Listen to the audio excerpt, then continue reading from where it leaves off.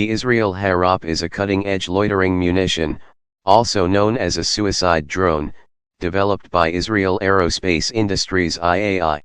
Designed specifically for seed suppression of enemy air defenses operations, the Harop merges the capabilities of a drone and a missile to deliver precise, high-impact strikes. With a wingspan of approximately 3 meters and a 23 kilograms explosive payload, this kamikaze drone can loiter in the air for up to 8 hours, covering distances of up to 1,000 kilometers. Equipped with advanced electro-optical and infrared seekers, it allows real-time targeting and can operate autonomously or under operator control. Once a target is identified, be it a radar system, missile launcher, command post, or mobile vehicle, the Harop locks in and dives straight into it, destroying both itself and the target.